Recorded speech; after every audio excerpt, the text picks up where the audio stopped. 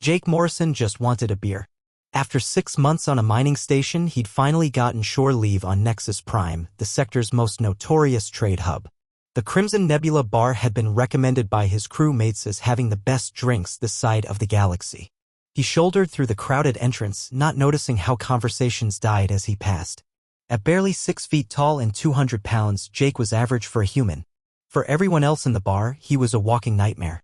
Whiskey, neat, he told the bartender, a gelatinous Solaxian whose pseudopods trembled as it poured. Jake had just taken his first sip when something massive slammed into the bar beside him. Not someone.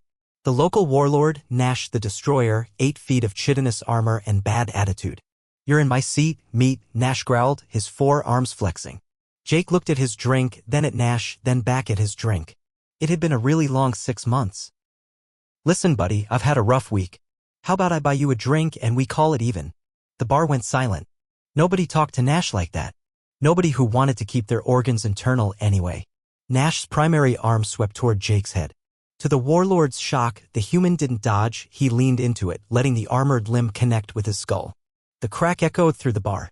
Nash screamed, cradling his shattered exoskeleton. "Oh shit, sorry," Jake said, genuinely concerned. "I forgot about the gravity thing.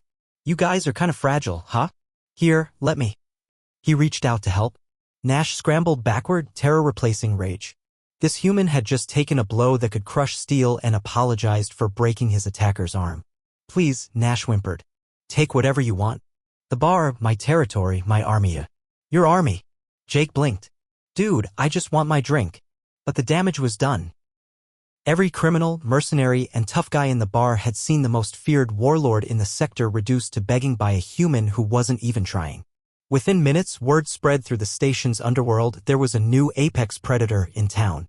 "Boss," a scarred Altarian approached cautiously. "We've been waiting for someone strong enough to take down Nash. The Crimson Cartel is yours now. 16 systems, 8,000 soldiers, and the largest smuggling network in the quadrant." "I literally just wanted a whiskey," Jake protested. "Of course, boss.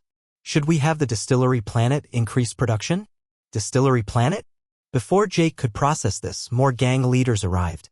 They'd all heard about the human who'd shattered Nash's arm by letting himself get hit. Each tried to outbid the others for his protection. By his third drink, Jake had accidentally united 6 rival factions under his banner. "This is insane," he muttered. "Absolutely, boss," his new lieutenant agreed. "Your tactical genius is beyond our comprehension. Pretending to be a simple miner to infiltrate our power structure? Brilliant. I am a simple miner. Such humility. Truly, you are the leader we've needed."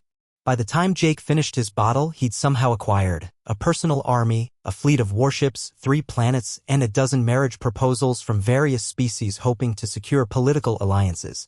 "All I wanted was a quiet drink," he said to the bartender.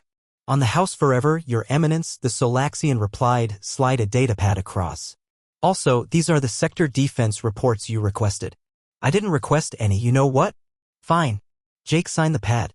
"But I'm instituting some new rules. First, no more protection rackets. Second, all that smuggling? We're going legit. And third, someone teach Nash how to throw a proper punch without breaking himself." The assembled criminals looked confused. "But how will we maintain power?" Jake stood up, stretched, and accidentally put his fist through a support beam. The entire bar shifted slightly. "I think we'll manage," he said dryly. As he walked out, his new empire scrambling to follow, Jake sent a message to his mining crew. "Might be late coming back from leave. Got a weird promotion. We'll explain later." Behind him, legends were already being born about the Deathworlder warlord who conquered a criminal empire because someone interrupted his drink.